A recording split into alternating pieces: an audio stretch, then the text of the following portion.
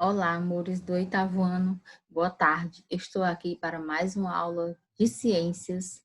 Eu espero que estejam todos bem, com saúde, né, junto aos seus. O nosso assunto de hoje é dando continuidade, né? No capítulo 5, nós falamos sobre hormônios, sistema genital e puberdade, foi a nossa última aula, né, do livro.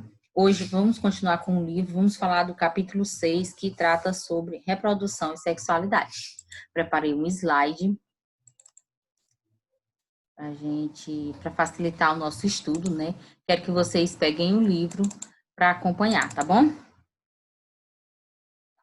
As aulas de ciência da Escola Governador Valdemar Alcântara.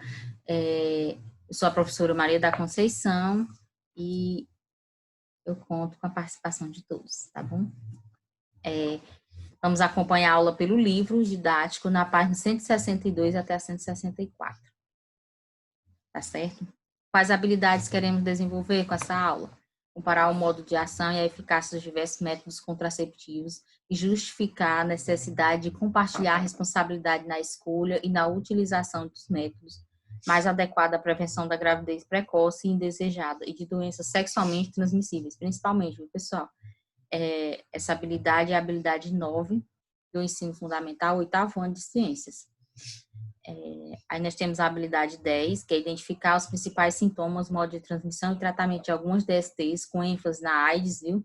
Discutir estratégias e métodos de prevenção. E a habilidade 11, que é selecionar argumentos que evidenciem as múltiplas dimensões da sexualidade humana, biológica, sociocultural, afetiva e ética.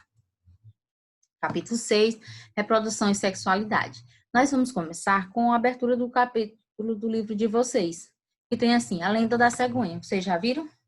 Página 162. Cegonha e bebês. Você já ouviu falar sobre a associação entre as cegonhas e o nascimento dos bebês? A origem dessa lenda é antiga. Veja a seguir. Aí tem um mapa da Europa. Um mapa da Europa e da África, né? E tem várias cegonhazinhas desenhadas. Aí tem lá. Vou ler todinho. No passado, em países do norte da Europa, os casamentos costumavam ocorrer no início do verão. Na mesma época em que as cegonhas brancas iniciavam sua migração anual da Europa em direção à África, onde passavam o período correspondente ao inverno europeu, retornando à Europa com a chegada da primavera naquele continente. Como nessa estação também ocorria grande parte dos nascimentos de bebês, os casamentos ocorridos 9 meses antes, o nascimento das crianças passou a ser associado à chegada das cegonhas, dando origem à lenda de que essas aves entregavam os bebês às famílias. Aí tem, item 1, tem a lenda da cegonha. Há centenas de anos era comum as pessoas dos países do norte da Europa se casarem no início do verão, mês de junho, no hemisfério norte, pois costumavam se associar a esta estação à fertilidade. Nesse mesmo continente, vivia e ainda vive a espécie de cegonha Ciconia ciconia, ou cegonha branca, como é conhecida popularmente. Migra para a África na mesma estação, entre agosto e setembro, para passar o período correspondente ao inverno europeu, dezembro, janeiro e fevereiro, em um continente mais quente, com mais alimento. Depois de passar esse período de tempo na África, as cegonhas brancas retornam à Europa, onde irão acasalar e criar seus filhotes. Seu retorno ocorre justamente quando está começando a primavera na Europa, no mês de março. Naquela época, o retorno das cegonhas brancas coincidia com a época em que ocorriam muitos nascimentos de bebês humanos, frutos dos casamentos realizados cerca de 9 meses antes. Por isso, o nascimento de bebês passou a ser associado à chegada das cegonhas, surgindo assim a lenda de que essas aves os entregavam às famílias. Apesar de ser apenas uma lenda, a ideia das cegonhas como entregadoras de bebês permanece na cultura de muitos povos até hoje. Um exemplo é o nome dado a uma estratégia do governo brasileiro, o projeto Rede Cegonha, que tem como um dos seus objetivos a redução da mortalidade materna e da mortalidade infantil por meio do atendimento de qualidade às gestantes e aos recém-nascidos. Essa é a lenda da cegonha, pessoal. Vocês gostaram? Hoje nós vamos tratar de 2 temas importantes. Tema 1, que é gestação e nascimento. né? E o tema 2, contracepção e prevenção. Tá certo? Nós vamos dar um breve passeio. Por quê, pessoal? Porque nós não vai dar para falar tudo nessa aula, vamos ficar um pouco para a próxima, tá bom? Vamos lá. Vida e reprodução.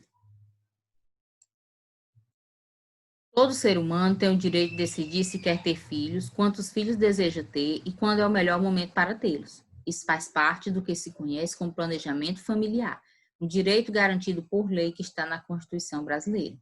Quando não se deseja uma gravidez, pode-se usar métodos contraceptivos. A decisão do melhor contraceptivo deve ser feita pelo casal, pois o sexo seguro é de responsabilidade compartilhada. Vamos falar sobre gestação. Gestação é o nome dado à condição em que um ou mais de um embrião abrigado no útero desenvolve-se até a formação de um novo indivíduo. A gestação humana dura em média 38 semanas. Na outra aula nós já vimos como é que isso acontece, né? Como é que se forma o ser vivo a partir do momento da liberação do ovócito, né? Do ovário ou da célula reprodutiva. Então, ao encontrar um espermatozoide na trompa, vai formar um novo ser, né? Um zigoto que sofre divisões celulares para formar um novo ser, até se afixar ou se implantar no endométrio, que é a parede do útero. Essa etapa toda dura, em média, 28 semanas, que é a gestação. Fecundação, zigoto, mórula, blastocisto, implantação no endométrio, no caso no útero, né? Temos a gestação detalhada, ó, item por item, né? Aí temos 4 semanas de gravidez, tamanho do embrião, tamanho do útero, cordão umbilical. Temos 10 semanas de gravidez, aí já temos o embrião bem mais formadinho, né? 24 semanas de gravidez, onde já dá para ver toda a formação do cérebro, dá para ver a coluna, os bracinhos, as perninhas, os dedinhos, todo perfeitinho. E 38 semanas de gravidez, quando o bebê está pronto para nascer. Certo? O nascimento. O parto pode ocorrer de maneira natural, normal ou natural, ou mesmo ser realizado por meio de uma cirurgia denominada parto cesáreo. Nós temos no parto normal, ocorrem inicialmente contrações uterinas que promovem a abertura do colo do útero. O bebê desce pelo canal da vagina e sua cabeça materna. Mostrando na figurinha, né? No A e no B. No C, após o nascimento do bebê, a placenta se separa do útero, retira-se o cordão umbilical e a placenta do organismo materno. No parto cesáreo, é realizado um corte na barriga da mãe. São 7 camadas cortadas, né, para a retirada do bebê.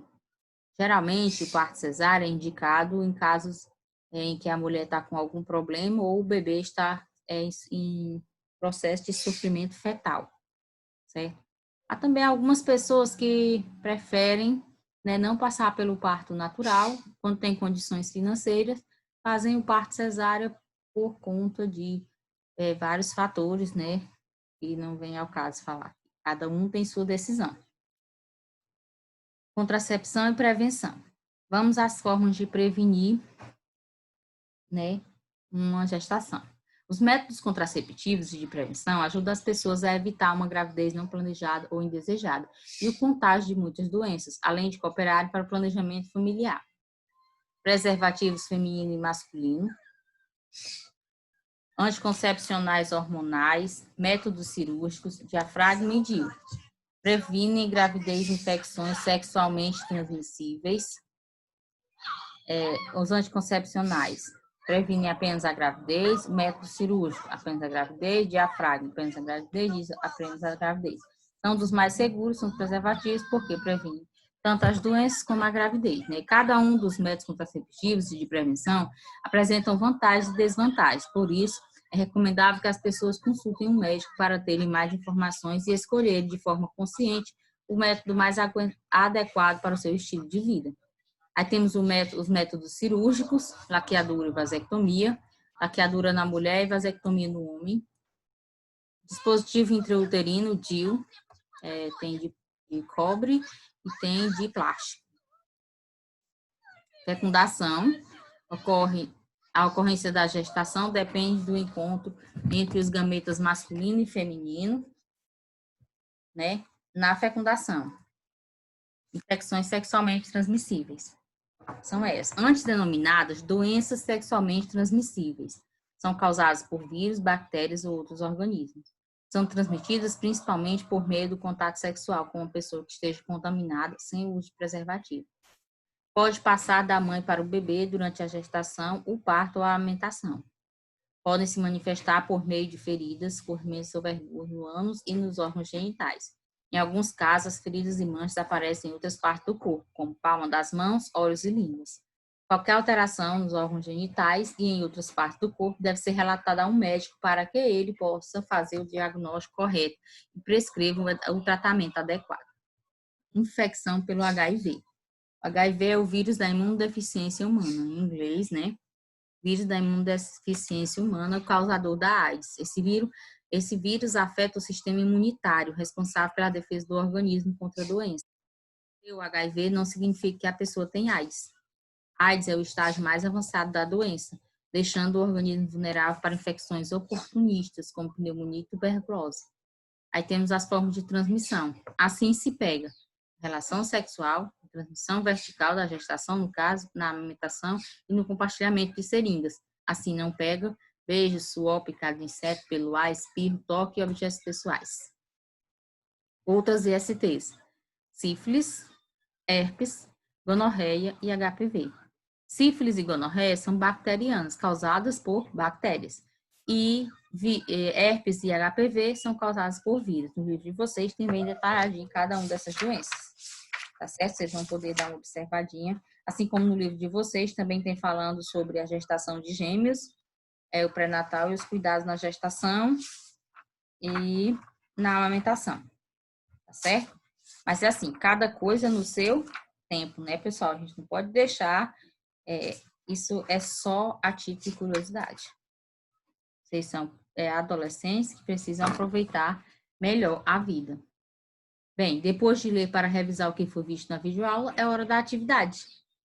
Eu aguardo a atividade de todos vocês, né?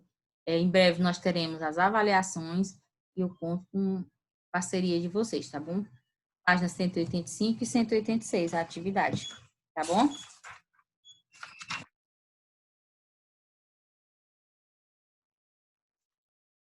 São 185, 3. Só são 5 questões.